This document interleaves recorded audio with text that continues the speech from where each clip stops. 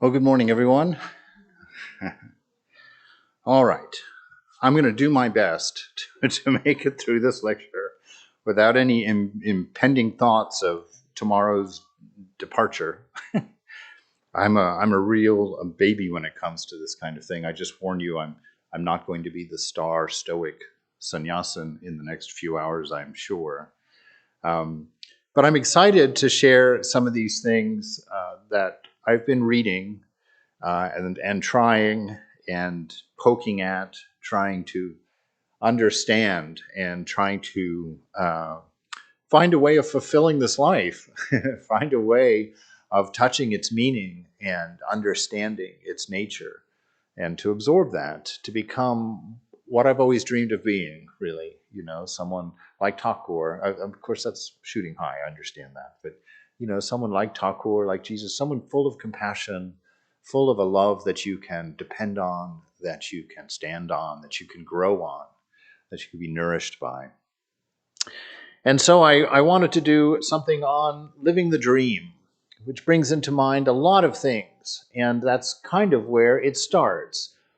What is your dream? What do you think that means to have a lecture at a Vedanta center called Living the Dream? Because quite often in the world, right, it means finding your desires, fulfilling your ideal of what you think is going to make you happy. And that is a great experiment. I mean, it's a grand experiment. And it's really the definition of religion for me. This notion that there is no secular, it's not right or wrong to have your idea of what your dream is, because that's what we're doing. We've set an ideal, whatever that ideal is for each one of us. It involves all the names of God. It will involve a being powerful or respected. It's going to involve being secure. It's going to involve love. It's going to involve relationships. It's going to involve a sense of peace, a sense of happiness, a sense of equanimity, and hopefully result in us being calm, kind, generous people. So I wanted to frame the conversation in an odd way this morning because we as Vedantists, I think, can often tend to push toward the limits of dryness in our philosophy, and we're going to see that in M this morning. And Vivekananda always brings us back either through his poetry or through the last paragraph or two. Whenever he lectured, he just goes to the moon in those last two paragraphs. And if you're ever feeling discouraged, or if you're feeling like you need some oomph, if you go to the last two paragraphs of any of Swamiji's lectures, he'll take you to the moon with him. He'll just get you all excited and looking forward to the potentials of knowing God, of living in this world. I want to start with a poem that he wrote that I had not read before, called Thou Blessed Dream. It's written to Miss Christine Greenstadel from Paris on the 14th of August, 1900. If things go ill or well, if joy rebounding spreads the face, or sea of sorrow swells, a play. We each have a part, each one to weep or laugh as may, each one his dress to don, its scenes, alternative, shine and rain.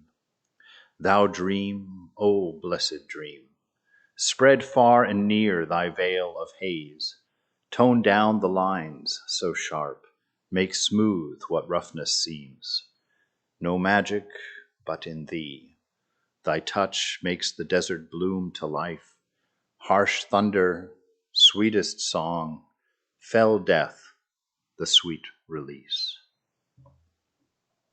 So I'm just going to take each of those paragraphs, each of those stanzas, and just kind of take them apart, look into the heart of Swamiji to try and find a way of living in this world so that we too would say, "Oh, thou blessed dream."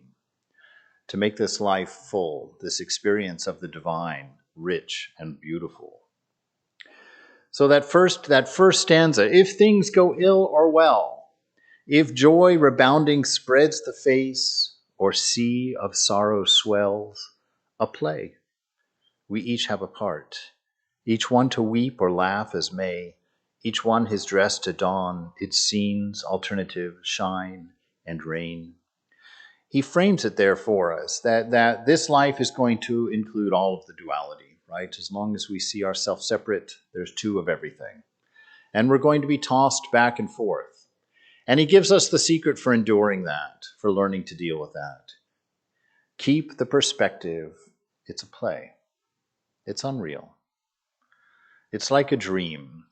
What a gift it would be if you could be in a nightmare, suffering, scaring, screaming, running in terror, and suddenly stop and be like, whoa, it's just a dream. Suddenly you could call up all kinds of courage. Suddenly you could call up all kinds of power. Suddenly you could survive a nightmare without waking up in a sweat. You would be free. You'd actually probably have a delightful time. And Swamiji, while that view seems rather unattainable or difficult to keep in mind, especially when life is getting tough, when life is becoming difficult, we have to understand that it's true. And as long as we are engaged in the dream, without holding it at arm's length and questioning its reality, questioning its outcome, questioning and discerning what brought us to this moment, we get caught. We get caught and we go into that spin cycle of the divine, where we're not paying attention. So we're going after our desires, we're getting them fulfilled, but they're vanishing in our fingers. And so we're starting again and we're just keeping a dozen plates spinning on the tops of little sticks on stage, just hoping one doesn't fall and break.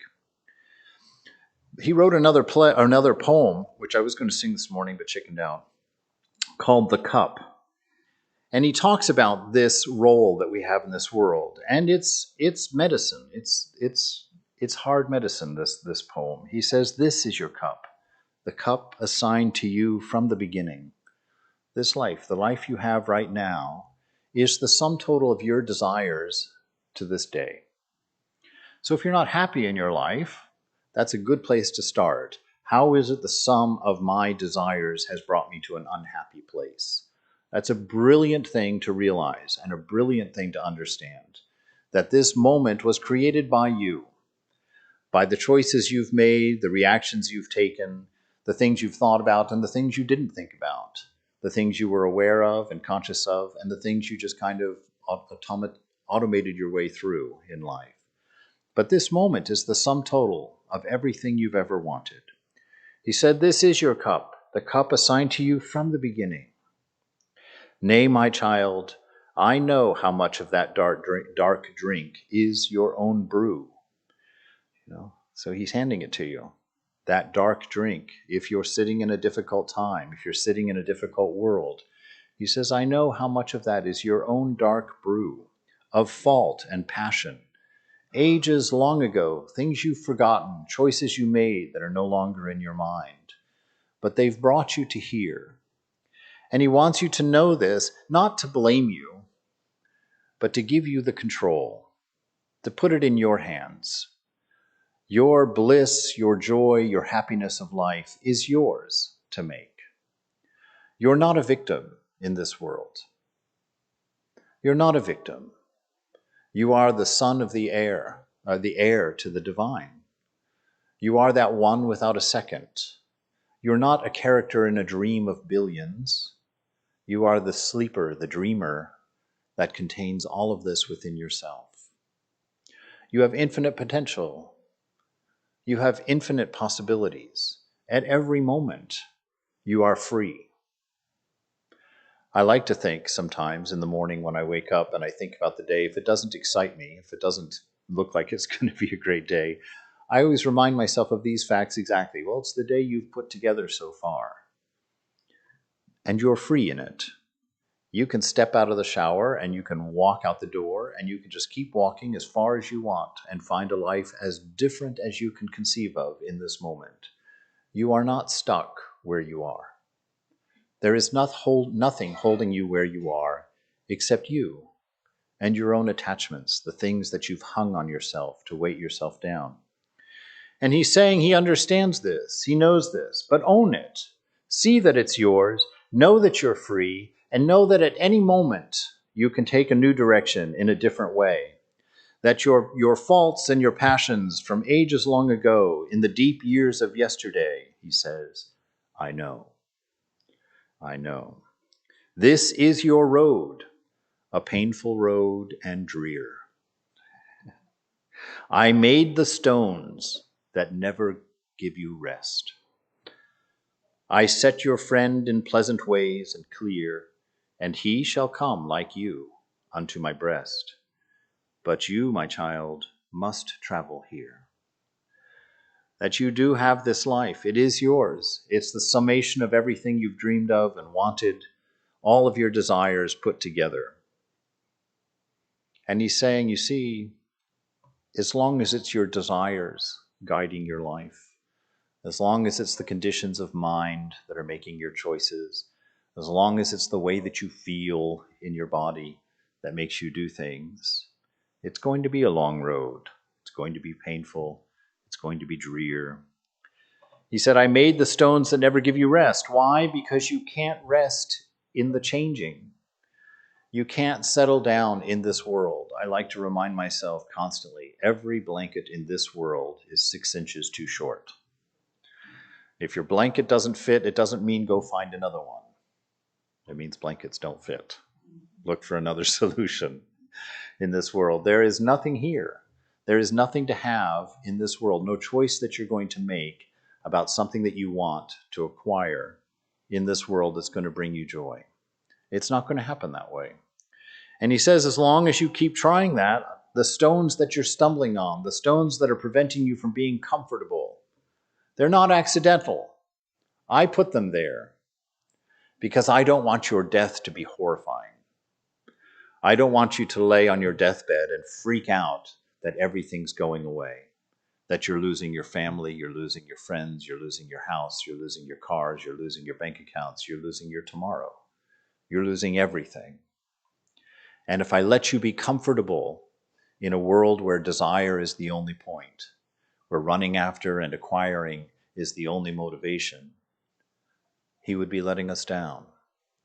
The divine would be setting us up for a failure, for a panic attack at death that we just might not be able to recover from. He said, it is your road, it's painful, and I have made the stones that give you rest. I set your friend in pleasant ways and clear, and he shall come like you unto my breast. So we like to look around, right? We're like, why is that guy always happy? What about me? How come you're giving everything to him? And God really lays out a beautiful ideal here. He says, he's going to make it. I'm going to bring him home just like I'm going to bring you home. Don't worry about him, conditions.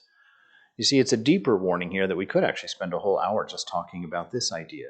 Your sense of ego, your sense of self, this me and mine that we hold on to, that is really the battery of worldly life, of trying to go and build this idea of I up all the time. And he says that this I is always going to be trying to collect things to itself to prove its own existence.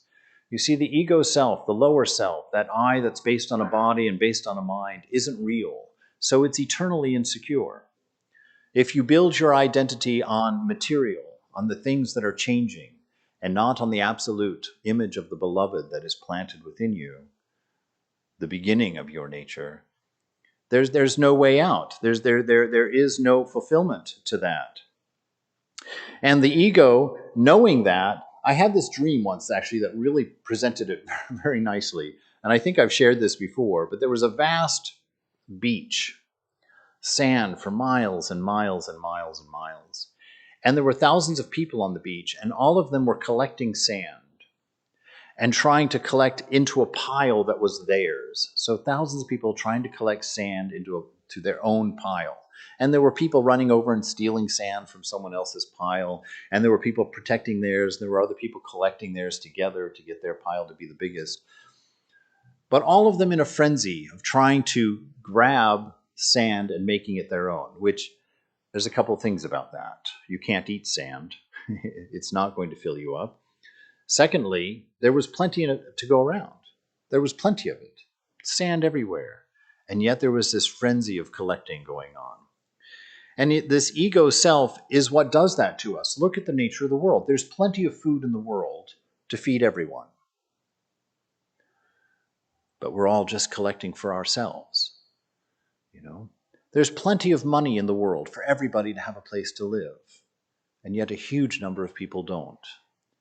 There's plenty of money for us to educate everyone, to give them a brighter future.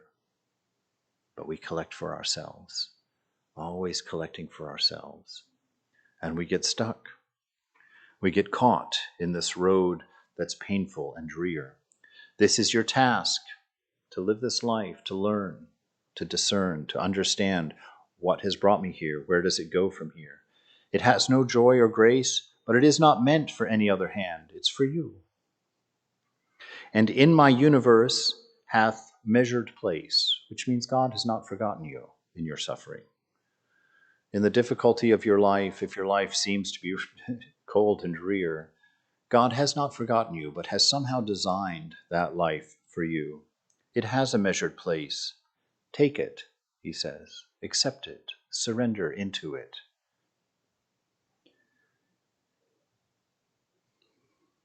Take it. I do not bid you understand.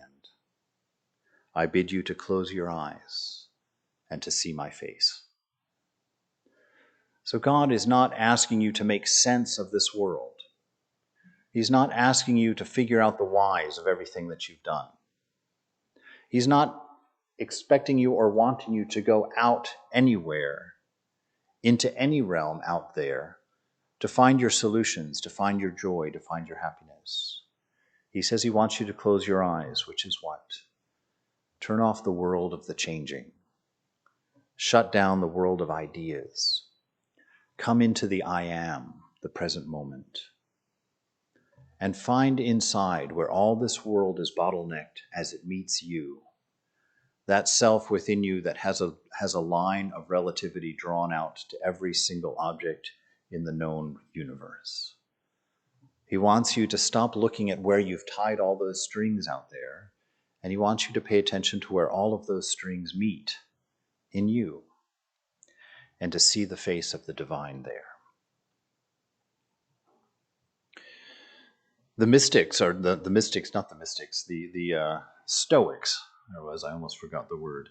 The Stoics, the Greek philosophers, back at the beginning of at least the Western calendar, have some little tidbits of wisdom here, 3 of them actually, which I want to share. Epicurus says, "Do not spoil what you have by desiring what you have not. Remember that what you have now was once among the things you only hoped for." What is that? That's an interesting way of saying live in gratitude. Stop putting your eyes on what you don't have and what you want and what you think is going to fulfill you, and start looking at the things that you've already collected with that same idea in mind that you're not paying any attention to. Look at them and be glad, but also learn that lesson.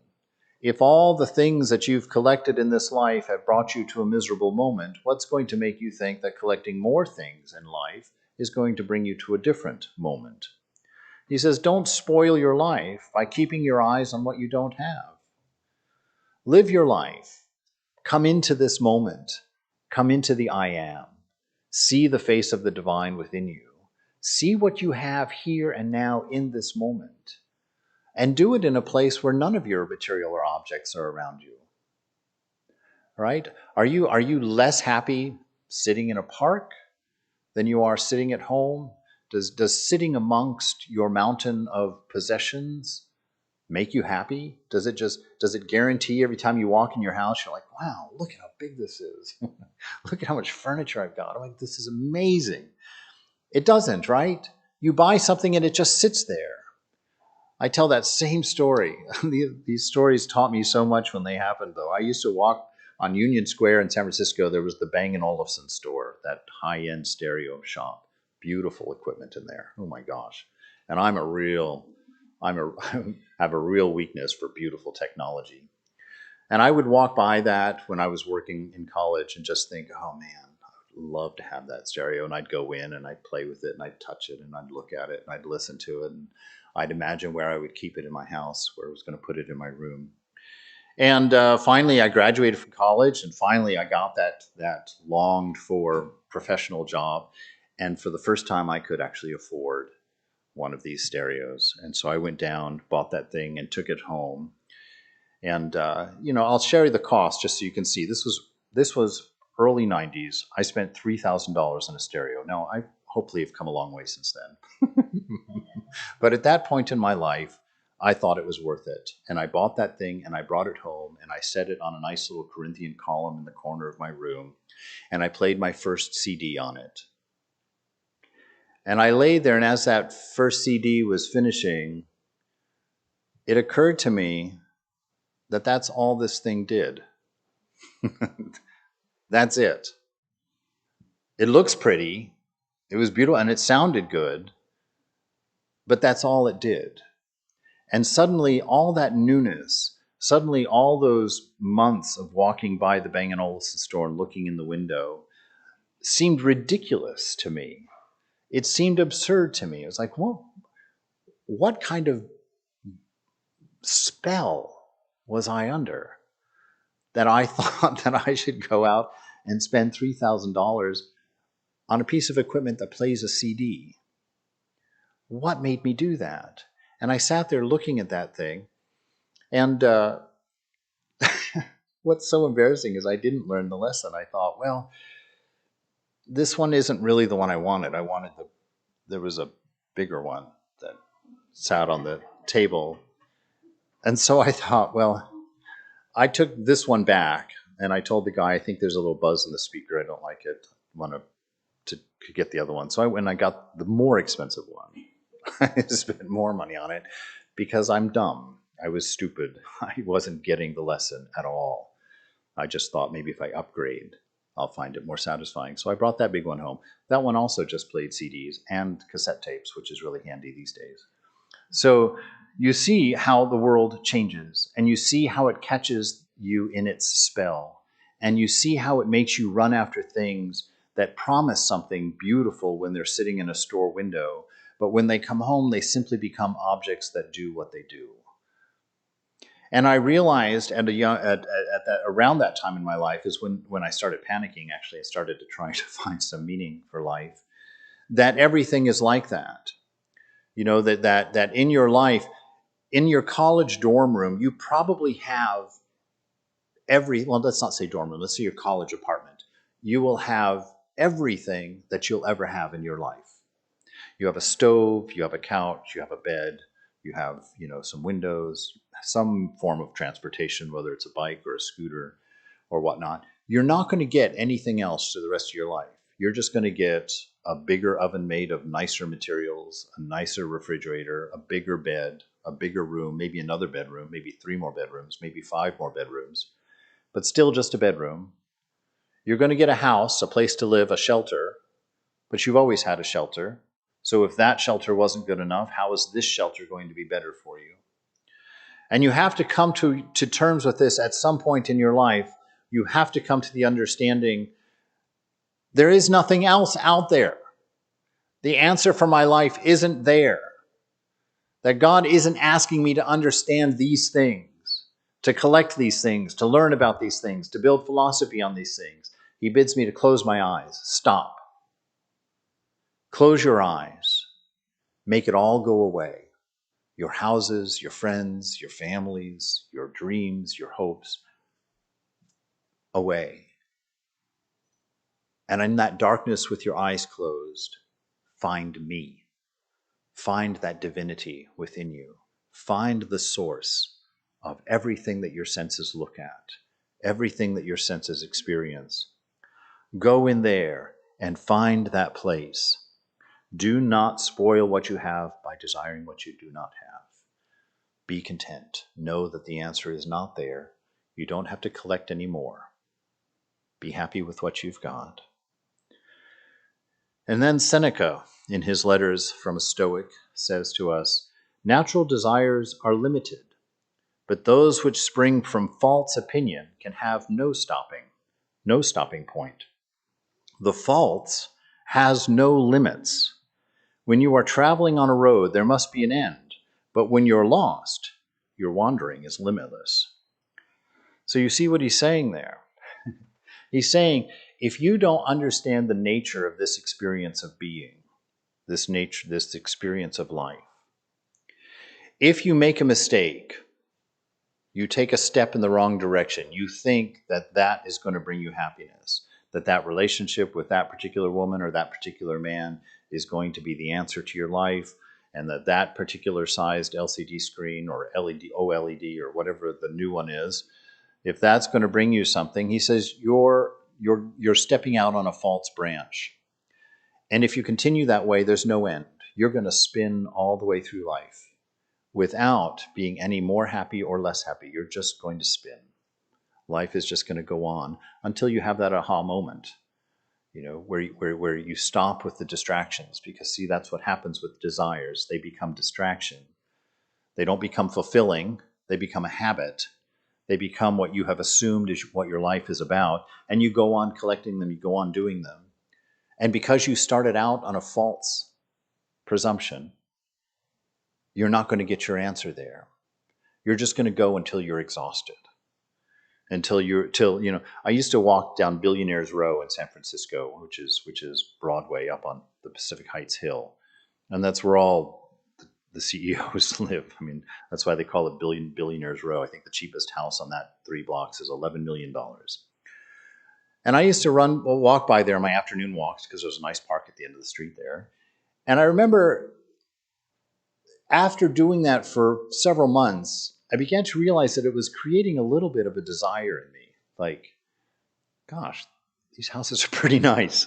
That'd be interesting to live there. And I would get curious, and kind of look over the hedge, look in the windows, see what's going on over there. Of course, the monastery was only 1 block down the hill, and I looked out of my bedroom window and I watched all their parties, with their cellos set up on the balcony and, all the people throwing stuff over the balcony. Anyway, I watched all of that. And one time, when I caught myself seeding a desire inside for those things and wondering if really the monastery was going to do it for me, I thought to myself, well, let's think about this. Think about how much tax that person pays on that house.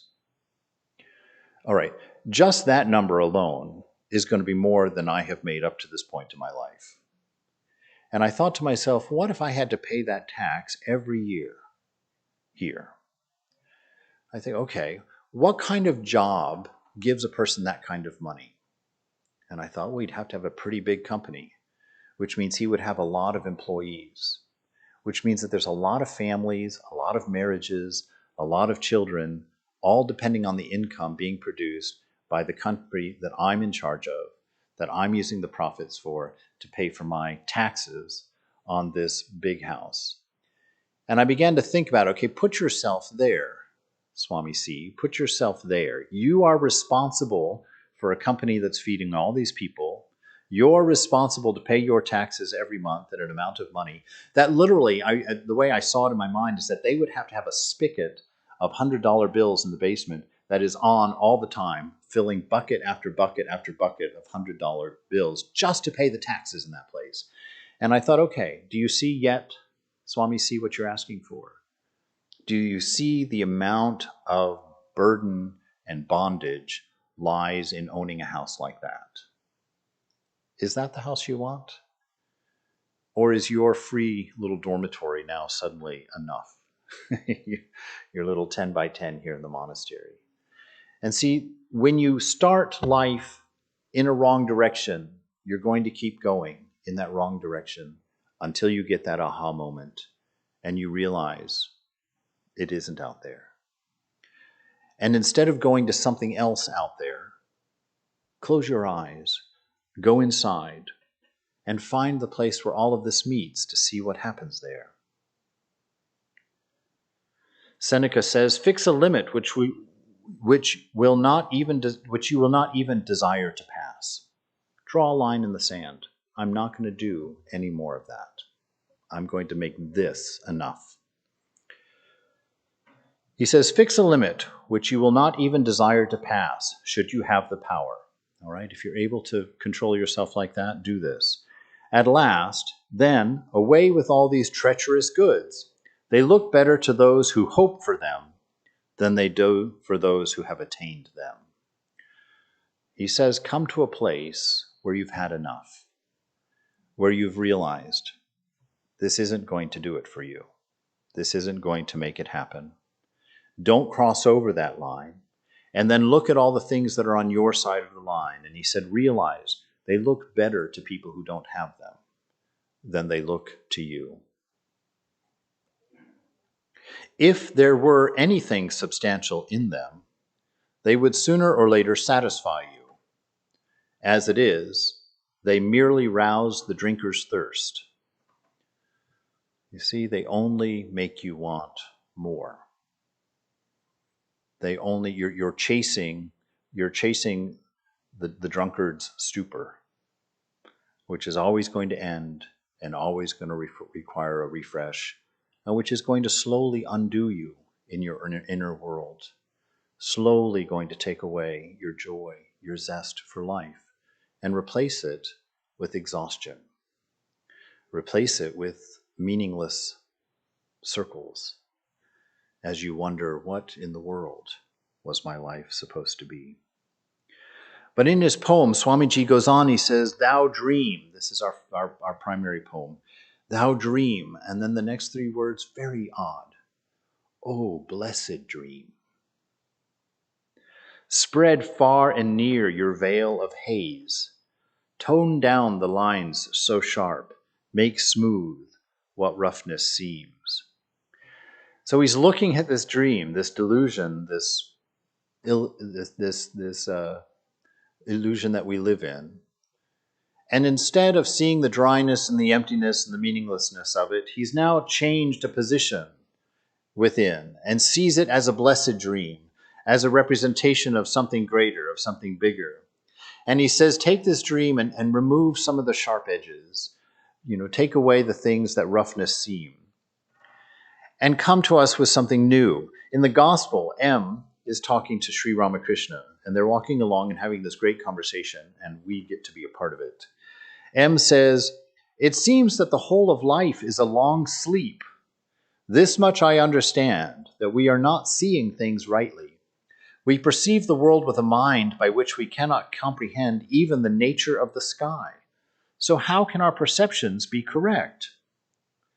And the master comes in here. Now this, M is saying something that's true and certainly seems very real to us. And I hear devotees, and I've heard my own voice say this to myself many times. What's the point of living? It's just, if this is all unreal and it's just an illusion and there's nothing here, there's no there, why don't I just die? Why would I, what is life about? What is it for? My senses aren't telling me the truth. Everything seems attractive to me. Everything seems like I want to own it or eat it or touch it or love it in some way. Everything is like that. And the master, in his playful way, is always walking along there. He says, there is another way of looking at it. We do not see the sky rightly. It looks as if the sky is touching the ground on the horizon. How can man see correctly? So he's not saying that he's wrong in his approach, in what he's thinking. Our senses can never give us an accurate view of what is. And yet, that's almost solely where we go to find out about the world that we live in, because we think the world is out there. So we go out there and we touch and we taste and we smell and we hear and we look to learn about life that way. And yet he's saying here, you can't, because your senses can't get enough information into you. You've only got 5 of them. Do you really think that this infinite creation that we see through 5 senses, do you think those 5 senses are really all you need? 5 of them? You can count them on one hand. Certainly 5 senses cannot give you an idea of what the nature of the limitless is, of what the infinite is. Look at the amount of ignorance in your senses. Just ponder that for a minute. What do you know? How can you know it? We don't even know if the evening news is true. We just assume. So he says here, there is another way of looking at it. He says your mind, it is delirious. It's the mind of a typhoid patient. So he's saying you're seeing things incorrectly because you're using the mind incorrectly. You're in a frenzy of desire, of need, with a past, a present, and a future. You're on a quest. He's saying there's a different way of looking at it. He says, the master sang in his sweet voice, what a delirious fever is that I suffer from. O Mother, your grace is my only cure. M goes on. So that notion of grace, we should camp on that actually. Grace is the only cure for this dilemma. And what is that grace? It's your grace. Now, we always talk about God being gracious, and we always say, thou art that. Why is it now that we never put those together? It's your grace that makes this life beautiful. It's your grace that's the antidote to your suffering. Are you gracious? Are you unselfish? Are you loving? Are the two follow-up questions for that. Are you gracious? God's grace, yes. What do we know of God's grace? For most of us, it's an idea, it's a concept, it's a way of dealing with a philosophy or a thought in our mind. Bring that graciousness home by practicing it and see what the grace of this divinity within you is. Experiment with being gracious. It is the only cure to an empty life. It is the only cure to a disappointing life, to a meaningless life. To accept the grace of God, yes, absolutely.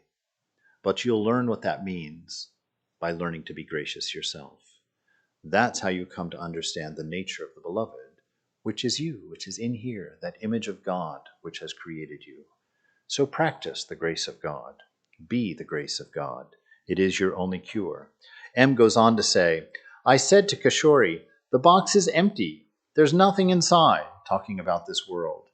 So you see, M is saying the philosophical truths. And when we get into Vedanta philosophy or talk about philosophy, these are the things that come up. It's like, and they sound wise. They sound knowing. They sound somehow to point out that all of this is meaningless, somehow is satisfying to the ego of the mind, interestingly enough. So he says, I said to Kishori, the box is empty and there's nothing inside, but two men are pulling at it from either side, thinking the box contains money.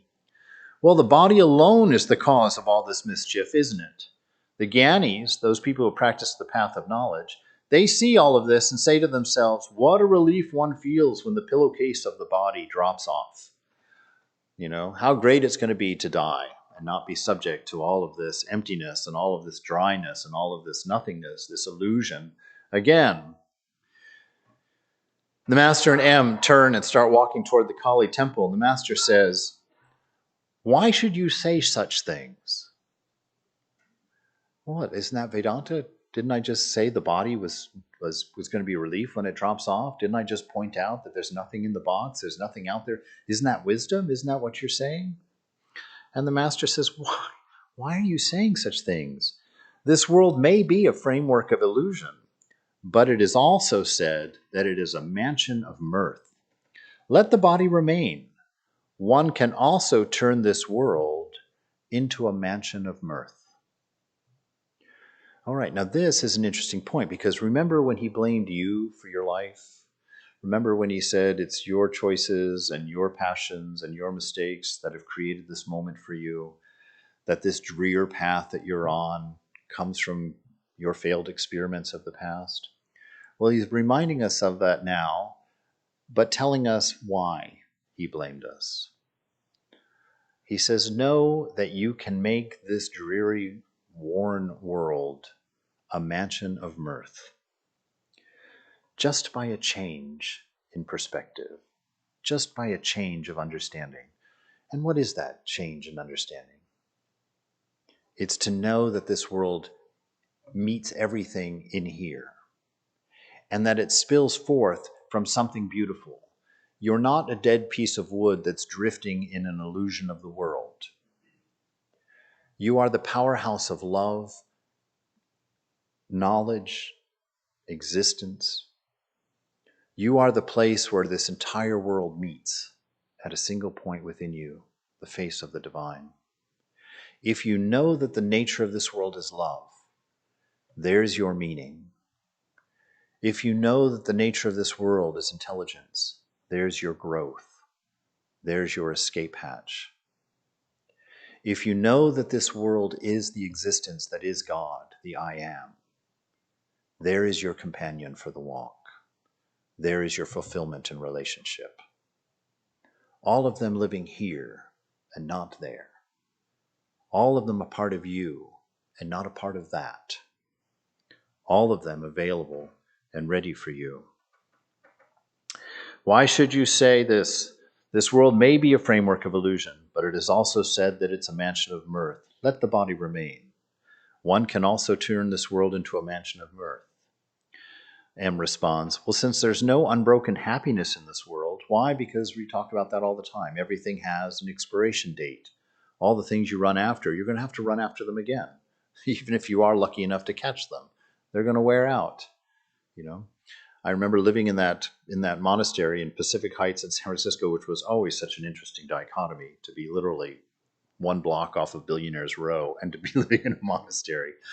Always blew my mind the way that those two things came together. But I used to watch and notice that there was not a 2-week period in the 12 years that I lived in that monastery that there wasn't some kind of renovation going on in one of these big houses on the hill. Every one of them, constantly renovating.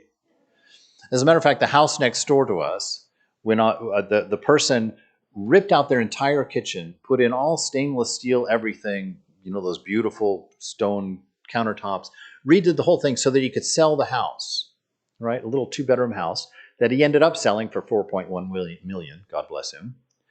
The new people moved in. Do you know what the first thing they did? And I kid you not. They ripped out that brand new kitchen and put in their own kitchen. Now, it was a boon for the monastery because we got a nice stainless steel refrigerator for the retreat, and we got a new stove for the retreat center, and we got new countertops. We got this boon because the person was like, we're just going to throw all the stuff away. Do you want it? And we were, oh, okay, for sure. We'll take it. So you see the nature of it, though. Even those people that can afford to go buy a $4.1 million house and can afford to rip out a brand new kitchen to put in a brand newer kitchen are still just pedaling the stationary bicycle. Still just trying to upgrade and get more and do more and have more and own more and better and bigger and shinier and brighter. If they're doing that at that level and you're doing it while you're flipping burgers at McDonald's, know there's no difference between the two of you. You can find as much happiness flipping your burger at McDonald's for your minimum wage that they're going to find flipping their kitchen. There's no difference. So don't look at the things that they have and think that they're worth running after so that you can make the same mistake in your life that people running after those things are making. You're always free.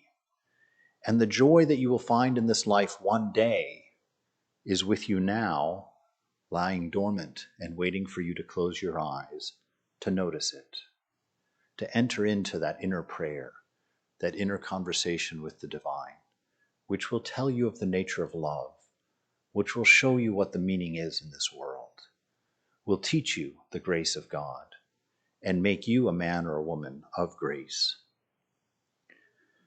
So M is saying, since there's no unbroken happiness in this world, why should one assume a body at all? Why do we even come here? I know that a body is meant only to reap the results of past action. Ooh, that's a very passive reality, isn't it? I'm just here to reap the actions of the karma of my actions. But who knows what sort of action it is performing now, which means the cycle's going to keep going. The unfortunate part is that we are being crushed. The Master's only response is, if a pea falls into filth, it grows into a pea plant nonetheless. What's he saying? He's like, look, you can have that perspective. You can see this world as empty and meaningless. But you're a seed. You're something beautiful. There's something that will manifest in you that cannot be stopped. And yes, you can think the world is meaningless, and you can think that it's empty, and you can think that you have nothing there. But you're going to bloom. You're going to rise. You're going to become a manifestation of God in your consciousness, in your mind at some point. You're going to wake up, and you're going to become a plant, a food plant, a giver, a lover of people. You're going to be a source of strength, a source of meaning. You're going to be one of the luminaries that is the solution in God's grace for the suffering of the world. And M goes on being ever more positive. He goes on, he says, yeah, but there's still the 8 bonds, the shame, the anger, those things. And Master says, they're not 8 bonds, but they're the 8 fetters. But what if they are? So what? He says, these fetters fall off in a moment. How? Again, by the grace of the divine. By the grace of the divine. Do you know what it is like? Suppose that a room has been kept in the dark for 1,000 years. Suppose you have been wandering around in a dark room for 1,000 years. He says, the moment a man brings light into it, the darkness vanishes. Not little by little. Haven't you seen the magician's feat? He takes a string with many knots, ties one end to something, and keeping the other end in his hand, then he shakes the string once or twice, and immediately all the knots are undone. But another man cannot untie those knots however he tries. All the knots of ignorance come undone in the twinkling of an eye through the Guru's grace. All right. Do you see this resounding theme? Through grace, through grace, through grace, through grace, through grace. Close your eyes and see my face. It's the grace of the divine that gives you the freedom that you possess in this moment, that gives you the permission to stop. Will you give yourself permission to stop? Stop circling. Stop the distraction, the constant running. Face the beast. Face the brute. Look at life. Say, look, my life is meaningless. My life is nothing. I'm not happy. Accept the fact that for the last 20 years, everything in your life has just gotten bigger. But you're just as happy as you were when it started. You're not that percentage happier. Accept that, because what happens is without grace, we can't face the reality of that. Why? Because we don't know what else to do. I'm obeying all the rules. I went to school, I did really good. I got A's everywhere. I got out there, I got my job. I worked really hard. I got promoted. I went out there, I found a great family. I've raised the kids. Everything is great. We've got beautiful cars in the garage. We've got a beautiful house on the lake. We've got a summer house there, and we've got another vacation house there, and I'm turning a house there. Everything is great. Why am I just frazzled? Why am I not 5 houses happier now than I was when I bought my first house? As a matter of fact, I was probably happier the day I bought my first house because the repetition dims each time, right? That second drink is never as good as the first drink. The first smell of the rose is always the most powerful one.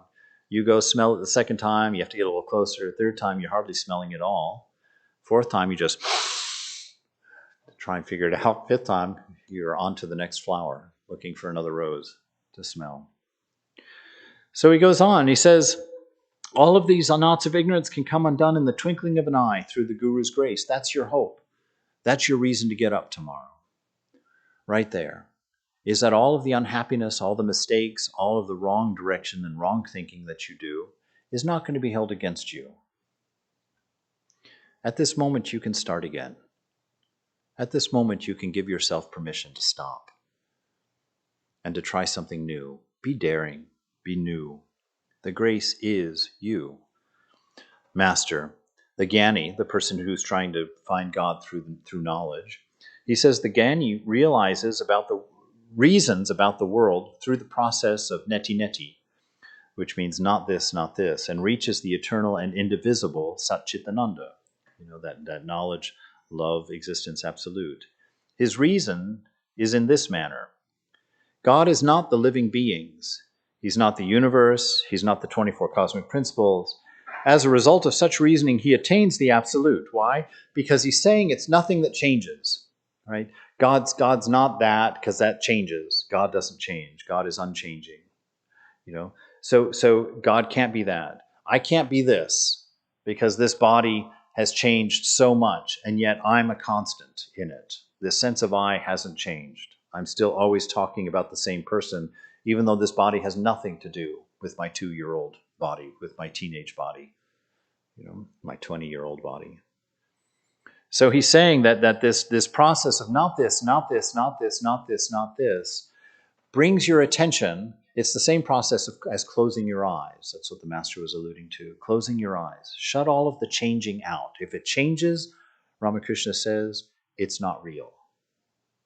If it changes, it's not real. You know, that harmonium right there is going to change in time into a little pile of dirt. Your car in your garage, given enough time, is going to turn into a little pile of rust, and there'll probably be some non-rotting plastic trinkets in there, but they'll break, become microplastics. But you see, the nature of the changing world isn't real. It will not be what it is at this moment. So if you're collecting it at this moment to enjoy it for what it is in this moment, you're going to be disappointed in the next moment because it's not going to remain that. So know that this changing world is unreal. There is something within you that is not changing, that is implied by all of this change. Implied because you can only see change from a place that's not changing like the other place is changing. So there's a place in you that's not changing at all. How do you know? Because you can see all change, all of the change going on around you. And this implied place inside of you that is eternal, that is always now, that has a name called I am, is full of love, full of grace, full of potential, infinite in its nature, undying, all-knowing. It is the only way that you know anything. When you go to school and they put a few sentences together, it's because of the intelligence of the beloved that is your nature that those words make any sense to you. It's the reason you can think about something, because your nature is intelligence. It's the nature of God. Your very own existence, your being, which you don't understand, which you don't know anything about, which you can't even comprehend. If you sit and think about it, it just gets more and more deep, more and more bizarre, this very sense of being and its meaning. That is that unchanging part in you. That is God. And that's where all of the meaning of life, all of your fulfillment, all of your hopes get filled, is in that point. It's the point that is the moment you exist. The moment and you are not separate. The moment is your I am. And it doesn't begin and it doesn't end. It's one moment, eternal. And if you can't find happiness in the moment, what moment do you think you're going to have to go to in order to find happiness? This moment is all you ever have. It's what you are. And if you're not content in your isness, there is nowhere else. There's not another moment to go to. There's not another self to inhabit. You have to find out in this moment right now in this room, if you can figure out how to be content right now, then you've got the problem of contentment solved. You just have to hold on to it and don't forget it. Carry it with you. So the Jnani reasons this way. He turns out, pushes against all the changing and says it's not that, it's not that. And it says that as a result of such reasoning, he attains to the absolute, that unchanging nature of the divine. Then he realizes that it is the absolute that has become all of the changing, the universe, the living beings, the 24 cosmic principles. All of this is a reflection in a disturbed mind of that unchanging eternal self. So that God is reflecting in your mind. And if you can have a still mind, a mind without me or mine in it, you will see God. You will look at this and see what all of the incarnations have seen. You see God and God alone, everywhere, in everything, in everyone. God alone, everywhere, always. But if you're in a disturbed mind, if you look in the lake of the mind and the fingers of me and mine are twiddling in there, then that surface is broken. You won't see God. You'll see chairs. You'll see competitors. You'll see nations. You'll see races. You'll see sexualities. You'll see money, poorness, misery, and happiness. You'll see all of the dual throng. And all of it is caused not by the fact that it is, because it's not. It's the changing, so it's not real. You'll find that it's your two fingers attached to an ego, one finger called me and the other finger called mine, that has disturbed you and has set you on this course of searching for happiness and distracting you from the happiness and contentment that is existing, eternally unchanging within yourself. He goes on to say, if there is butter, there must be buttermilk also. If you think of butter, you must also think of buttermilk along with it. For there cannot be any butter without buttermilk. Just so, if you accept this nitya, this not this, if you accept this, you must also, or the nitya, the meaning the unchanging, sorry about that, you must also accept the lila, the play. They can't be apart from one another. He makes this point in another place, saying you can't think of milk without thinking of its whiteness. You can't think of a fire without thinking of its heat. They go together. So this world of the unchanging and that unchanging absolute self go together. They're eternally bound, as it were. Just so, if you accept it, you must also accept the lila. It is the process of negation and affirmation. You realize the nitya by negating the lila. So you come to the absolute by negating the changing, right? But once you find that unchanging self, you realize that that unchanging self is what's being reflected in the mind that you're experiencing. And it is the mind that you live in, not the world. It is your mind that you live in. Then you affirm the lila, seeing it as the manifestation of the nitya. So that is God everywhere. You see God as in a mirror. All of this play, all of this sparkle, all of this life is beautiful. It's an expression and story of love. No matter how heinous your body-mind may interpret it in the moment, because it's taking only considerations of body-mind into account when it looks at something. You see something horrible happen. It's horrible because you think that person is a body and a mind, like you're a body and a mind. And that hurts the body and the mind. You forget that you're within this sparkling, ever-changing dream, and that it's not a body and it's not a mind, that you are a soul, the spirit, that sleeping self who has conjured all of this, who has imagined all of this, and no one's getting hurt. In one place when M is having this very similar conversation with Ramakrishna, and Ramakrishna says, this is the Lord's play. This is the mother's play, this whole world. And he says, yeah, but her play is our death. You know, like she's having a lot of fun, but this hurts. I don't like it. And then it says there that Thakur smiles and looks directly at M with that little twinkle in his eye and says, but who are you? What is the nature of yourself? You are that divinity that is playing here. You have forgotten.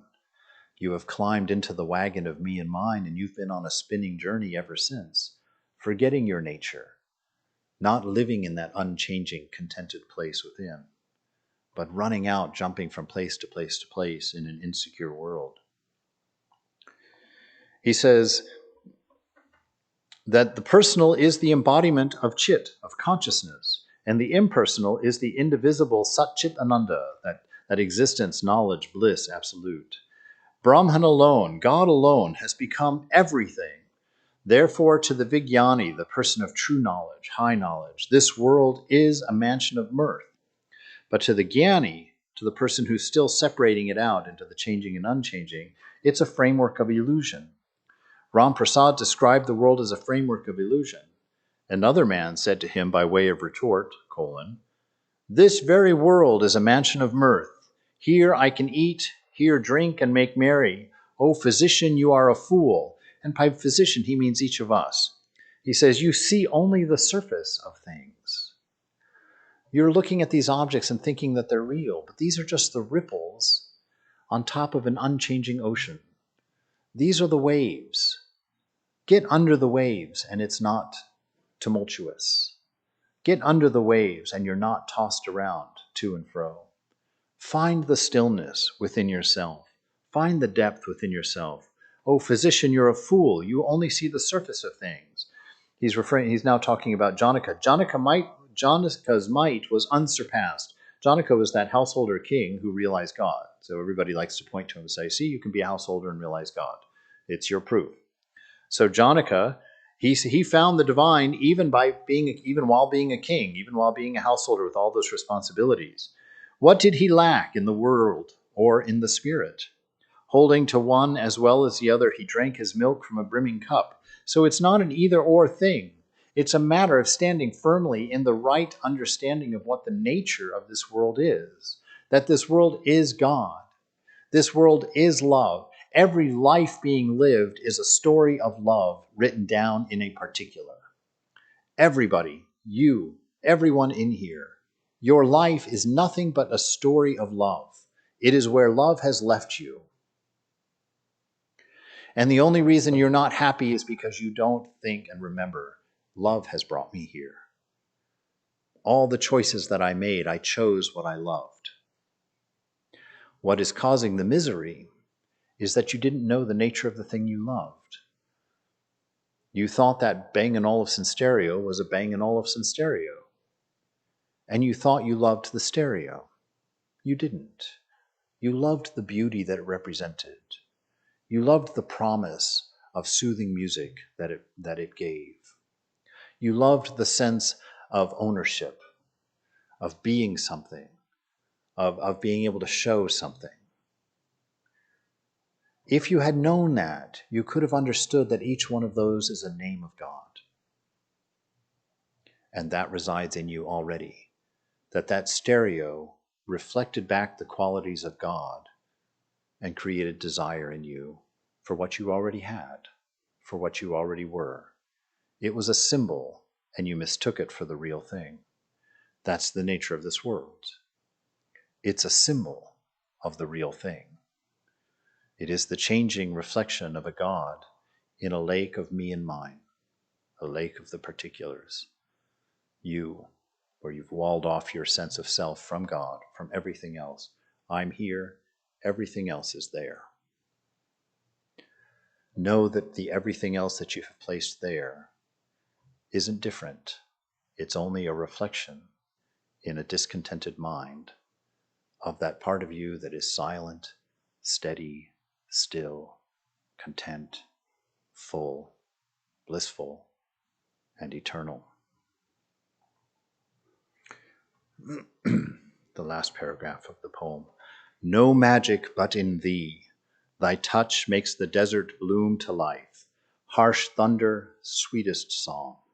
Fell death, the sweet release. So he's talking more about this with a pundit now, about this Vijnani, the Vijnani, that person who has realized the unity of all things, realized God in everything. He says the Vijnani enjoys the bliss of God in a richer way. Some have heard of milk, some have seen milk, and some have drunk it.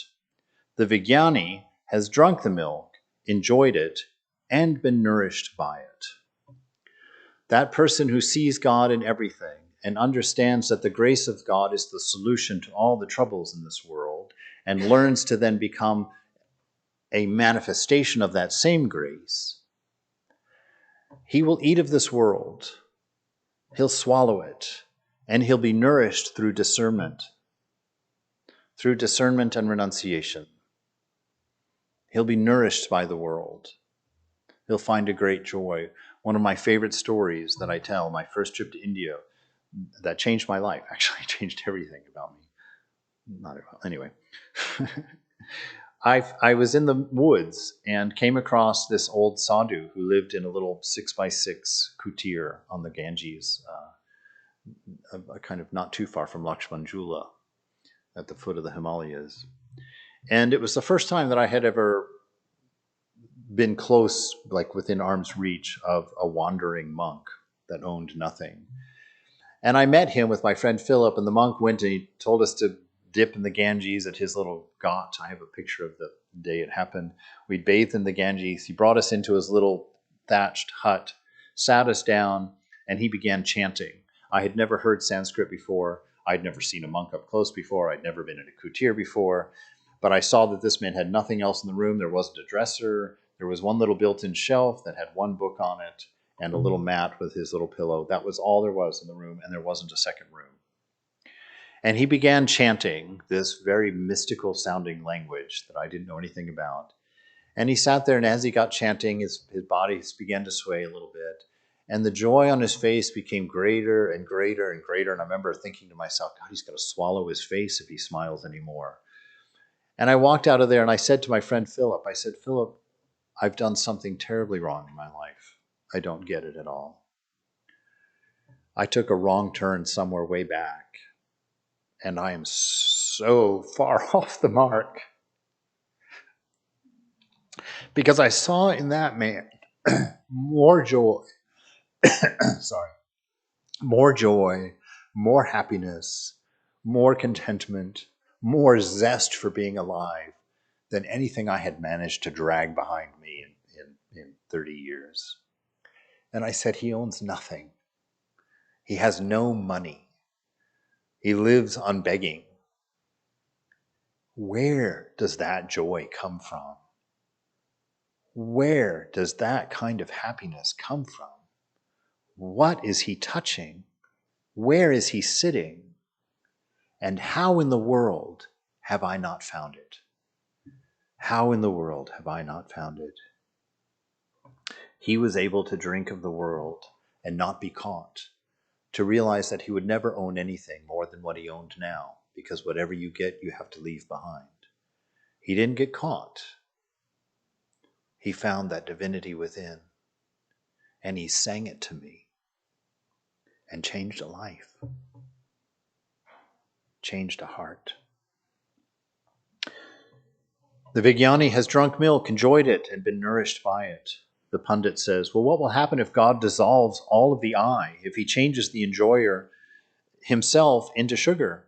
The master smiling, come, tell me what's on your mind. But don't the scriptures mention Narada, Sanaka, Sanatana, Sananda, and Sanat Kumar? Yes, they do, sir. Though they were all Gyanis, they kept the eye of the Bhakta. The Bhakta is the lover of God. He says all of them, they knew the reality of it. Knowing the reality of it doesn't mean that the game's over for you, that you can't enjoy your relationship with the beloved. He says they all kept a sense of I, but it was a purified sense of I. It was a sense of I based on the image of God that was planted there in you at your first birth, if there's such a thing. That nature of what you are. That I is there. And if you approach this world knowing that self, knowing you will never die. Why? Because you're not a body. Knowing that you'll never suffer the contents of the mind. Why? Because you're just looking at a mind. Right?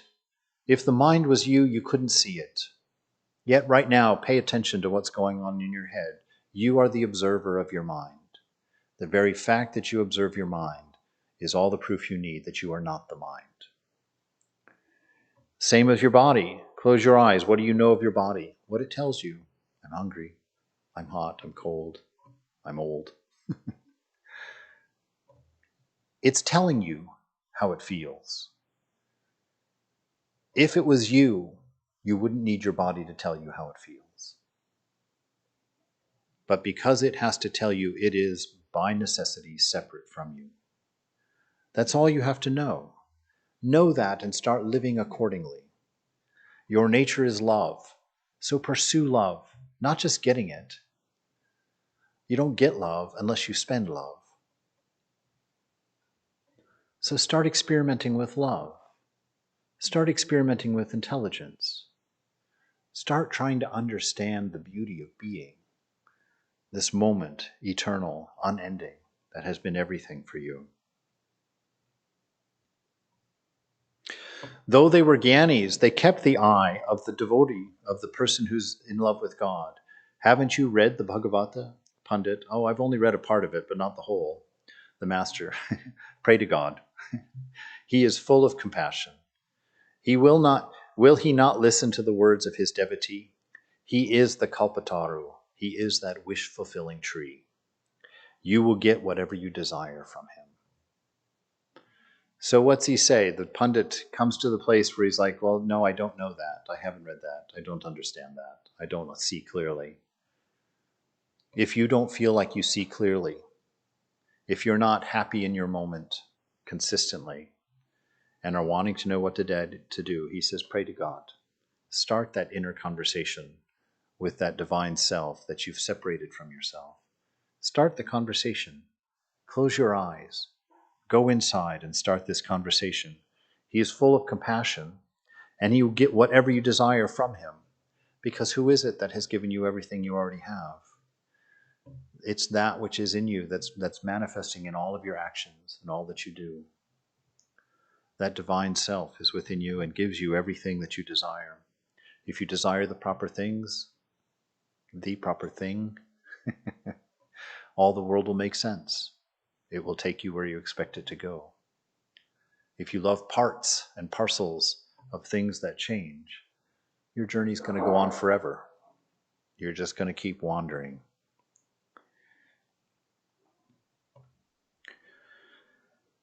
The Master says, God keeps a little of this eye in his devotees even after giving them the knowledge of Brahman, the knowledge of God. That eye is the eye of the devotee, the eye of the jnani. Through that, the devotee enjoys the infinite play of God. That is how all of this becomes the play of the divine. And your understanding of the nature of God removes your fear. Your knowledge of your oneness with the beloved removes the competition, removes the otherness that's a threat in the whole world, and gives you that peace. To love God is the essence of the whole thing. To love God, everything that you see, equanimously, because it's all divine. Love of God alone is the essence. Narada said to Rama, may I always have pure love for your lotus feet. May I not be deluded by your world-bewitching Maya, this illusion, this framework of illusion. Rama said to him, ask for some other boon. No, said Narada, I don't want anything else. May I have love for your lotus feet. This is my only prayer. Love is the absolute that is manifesting. Love is love for its own sake. It is the only thing that you can actually have and experience here in this eternal now. There's a poem that Vivekananda reads, I'll close with it, on Rabia, that great Sufi saint. He says, Rabia, sick upon her bed, by two saints was visited, Holy Malik and Hassan wise, men of mark in Muslim eyes. Hassan said, whose prayer is pure will God's chastisements endure. Malik, from a deeper sense, uttered his experience. He who loves his master's choice will in chastisement rejoice. Rabia saw some selfish will in their maxims lingering still, and replied, O men of grace, he who sees his master's face will not in his prayers recall that he is chastised at all. So these three levels of living that we're simultaneously enjoying in this room, are the three levels that God's chastisement, something to be endured. We just got to make it through this life. That's when you believe in the other and you believe in the changing. Then you feel the pain and you're in the struggle and you're wandering around and you have to just endure. That's how God looks to you. I just have to endure. I have to renounce. I have to try and control myself. All this difficult stuff. And then you grow a little bit. And it says here, he who loves his master choice will in chastisement rejoice. When you know the nature of the beloved behind this manifestation, you begin to understand that everything is done for your good. Romans 8:28 in the Bible, all things work together for good to those that love God, called according to his purpose. It's one of those promises. Know the nature of this world, and it's not the threatening fear that it is when you don't. But when you discover within yourself, when you close your eyes and turn within and find that infinite, unchanging you, whose nature is love, then she says, he who sees his master's face will not in his prayers recall that he has been chastised at all. So close your eyes, look within, and make that the practice of your life. We've all spent enough time looking outside. We've all got plenty of evidence for the fact that it's not there. We have all of the hints that we need. And the divine says that everything you need for your realization is here and now. You don't need to do something else, be something else, want something else. Everything is here and now. You just have to give yourself permission to stop the quest, to stop searching, to take a chance and be content and renounce. Let it go. Know that it's not necessary, and in that newfound freedom, enjoy. Take a few moments to think.